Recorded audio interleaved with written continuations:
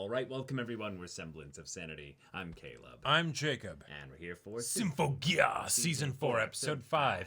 Adam's here, and a lot of atoms are not here anymore. And it is the eve of the Symphogear users because Indeed. They were destroyed, decimated. Well, yeah, I mean, let's be real. A nuclear explosion is not enough to destroy our hamster.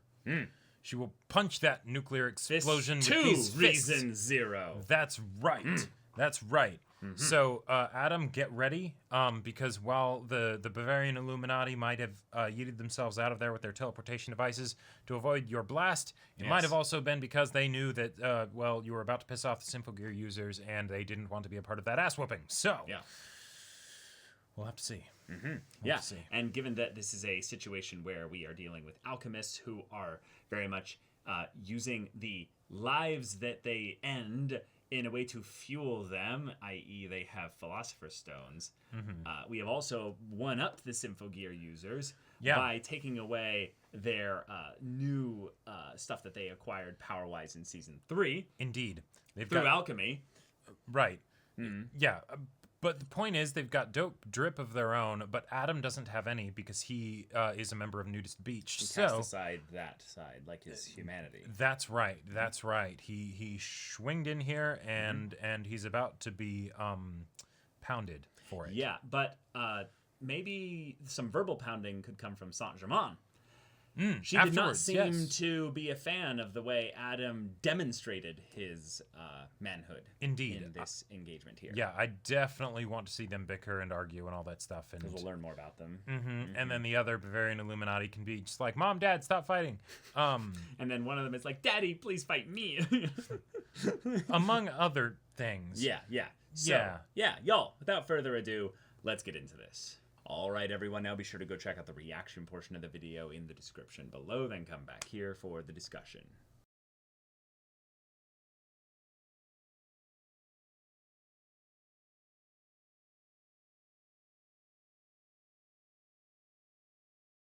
You know, just when we think that Vare is done in this show, he's back. He's back. You know, I'm telling you, this is just such a fun thing when, like, the show is like, oh, no. We don't have any limits in this world here. We're going to eventually have God stuff involved. So yeah, we can have everything all the way up to that. So why get rid of a perfectly good character when you can just bring them back in? And you know, I gotta say, when they mention the idea of like swapping minds and all of that stuff and everything, I'm like, okay, cool. That there's a lot of crazy stuff that can happen there.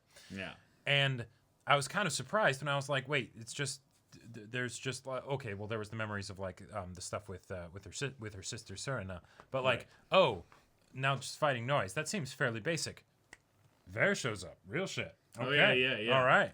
Yeah, I like though that this being something where they're going to inhabit a shared virtual consciousness of sorts together. Right. Thus, their minds linking in that regard means that there's a possibility that they can really fuck things up in that regard. Yeah. Is a cool stake to have for the fight, but then using noise was kind of like that's how we're visualizing this. Right. Okay, whatever, fine, whatever. I feel like we could get a lot trippier. We could get a lot cooler, and we do. We go into spaces within the virtual space that Vare contacts them through. Yep. Now, this is the thing. By utilizing the space thing that they did with alchemy in the previous encounters means that this is something that might be happening independent of, well, this little experiment here. This could be something more. So we have to take what Vare brings to bear here. That pun was not intended. Rather seriously. Right. So cool. This is also not actually Vare, of course. This is essentially Maria's perception and memories of Vare. So he could behave very differently. He could behave unheroic even. I don't know, dude. I think they could be going for the vibe that it's Vare's dream was so strong that it actually lodged its way in her own subconsciousness. And it's actually been, it's taken root there. And that's what's left of Vare is basically the dream that he had. This is Symphogear, so I won't entirely rule out that possibility. But at the same time, I feel like if Vare were to show up in this form for anybody, it does make sense that it would be Maria because he specifically manipulated her quite a bit, to doing some pretty terrible things. So it makes sense that she would feel pretty bad about that, and he would occupy her headspace.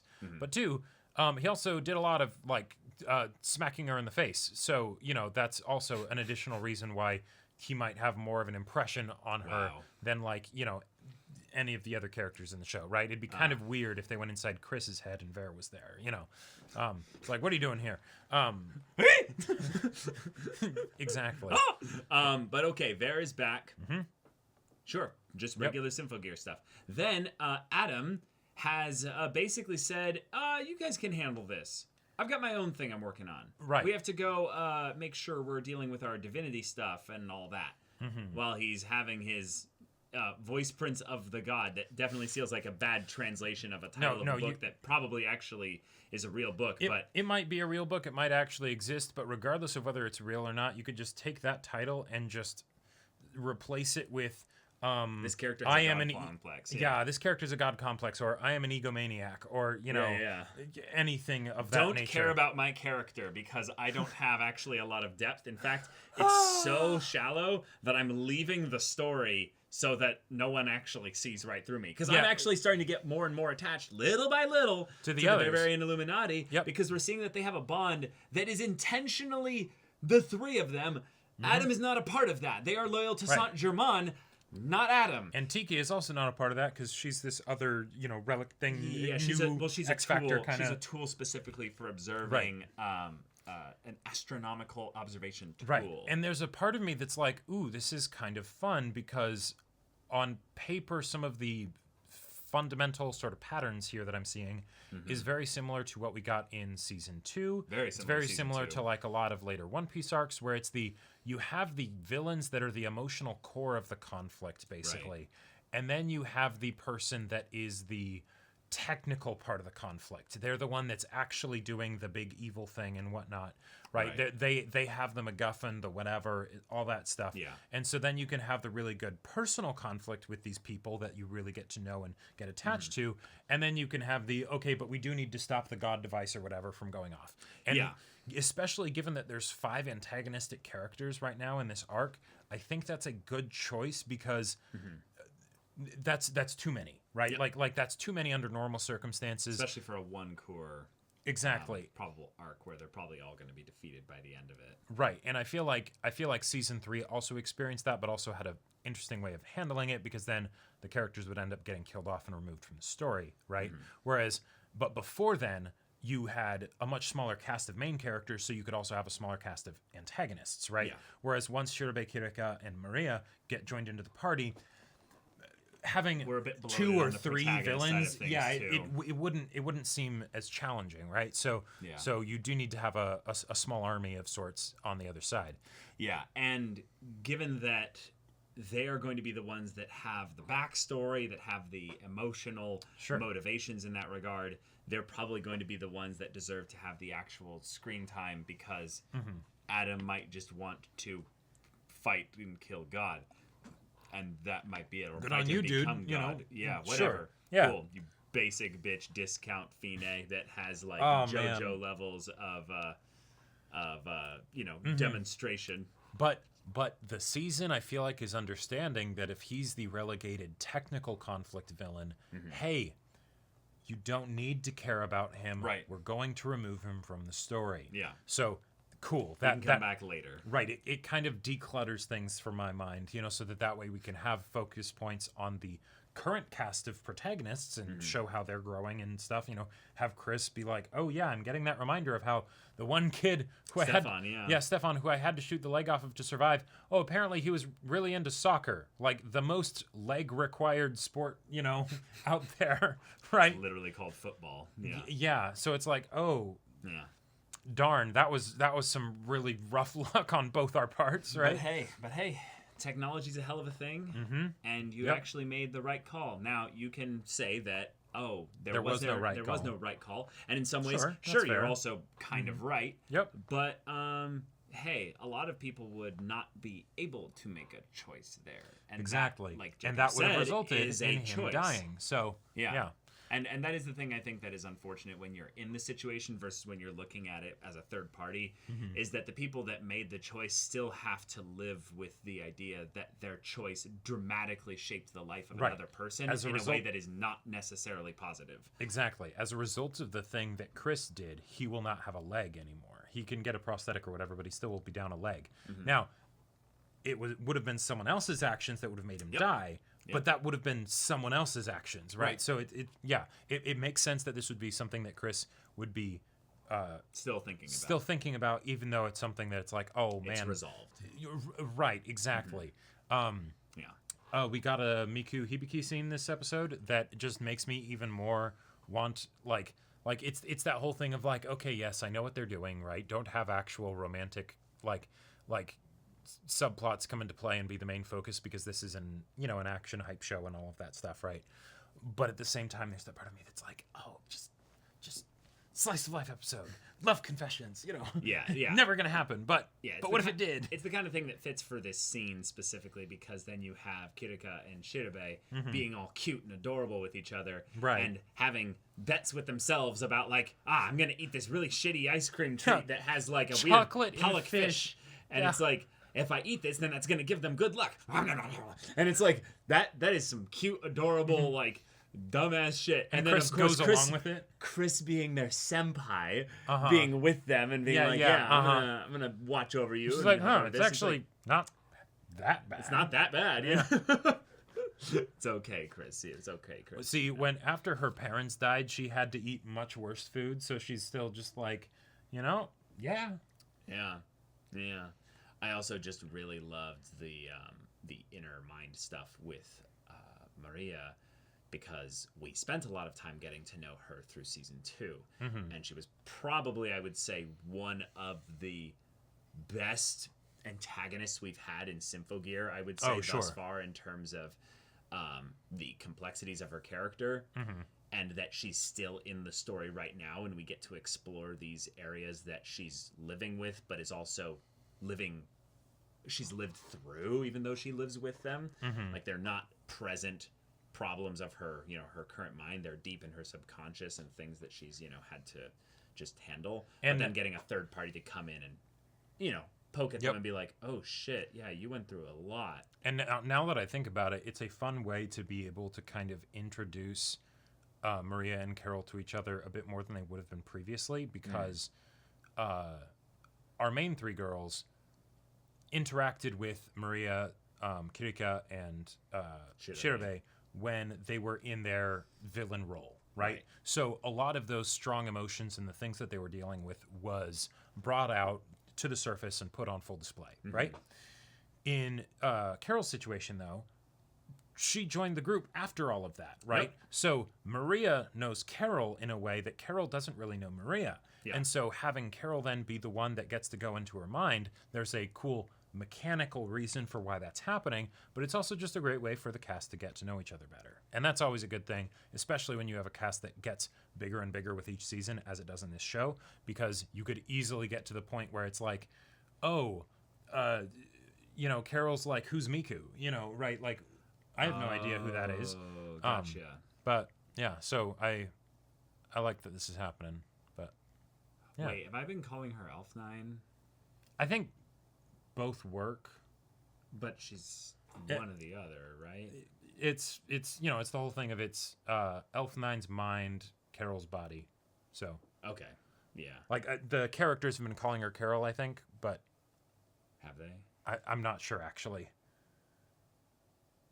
Yeah, I think if anything, it's very rare for them actually to call each other by name, which is actually kind of nice because it shows just how familiar everyone is with each other at this point. Right.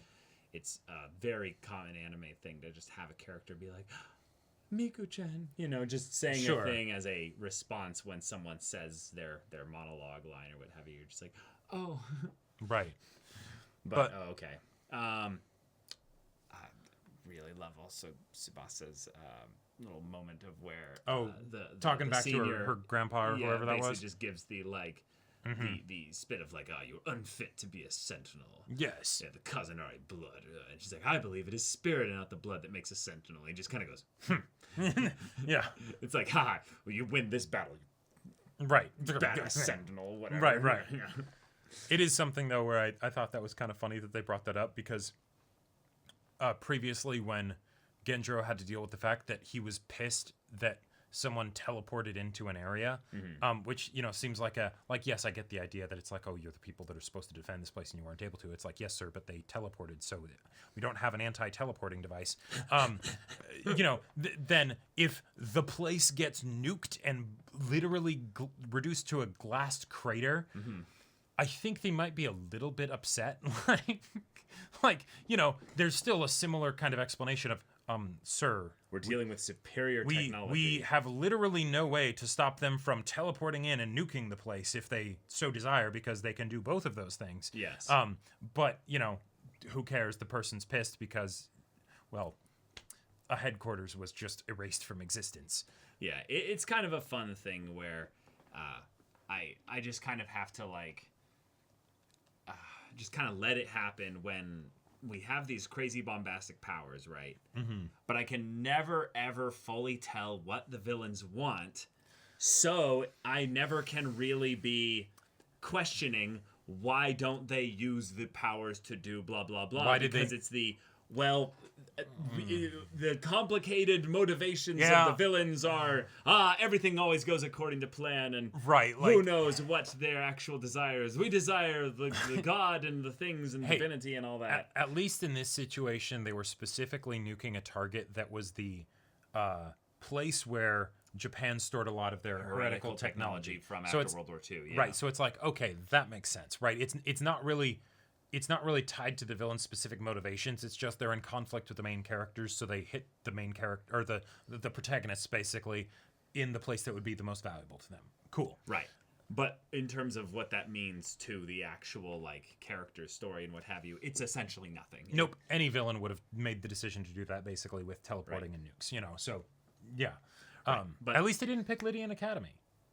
Yeah, but I'm meaning, will they ever actually use the let me split atoms and make a pun about... I am sure they will. Because, okay. In the same way that our main girls have spent a lot of time coming up with new, ridiculous, cool moves that they can do with their crazy abilities. Yes. I feel like if you introduce something like that, of splitting atoms and nukes and things like that, the whole point is so that at some point, Hibiki will punch through it, Chris will figure out how to put it into a missile, or, or Tsubasa will cut through it, or something, so, in that regard, I am not worried at all. I was a bit surprised, though, to be quite frank, that this episode, Carol didn't already have, some... okay, but I've got ideas for a third transformation as an alternative to Ignite with that I can work on. Of linker that's been hidden away somewhere that we haven't yeah, found or what have like they did the whole thing of okay, this is how we could remove the linker problem, which is okay, cool. But I was just surprised that we spent a whole episode after when it was brought up in that episode and it wasn't immediately resolved, because Symphogear so often will move so quickly that it'll be Hibiki's arm gets cut off, and then it's immediately back. They do the fight. Then they're at school. They do a school festival, and there's a singing competition. So having this where it's it's a good formula. Yeah, great formula. So having this where it's yes, nukes, their Ignite modules were just disabled, destroyed, overcome, all that stuff. I was very surprised that they didn't have a solution by the end of the episode. But all right, yeah. A struggle that will lead them into an encounter with Dr. Vare, the linker expert. Yep, that's right. I can't wait. So, y'all, thank you so much for watching this episode's reaction and discussion. If you want to see the next episode's reaction and discussion right now, though, go check out the link in the description below for our Patreon. You can get an early access there. You can watch full-length timer reactions there, and all this comes with Discord access, so you can chat with us in the community there about this show, about anime in general, and also be sure to check out our Twitch channel. We stream every weekday. The info's in the description. Yeah, so maybe that interests you. We'll see you there. But until then, we're Semblance of Sanity. I'm Caleb. I'm Jacob. And we'll see you all next time.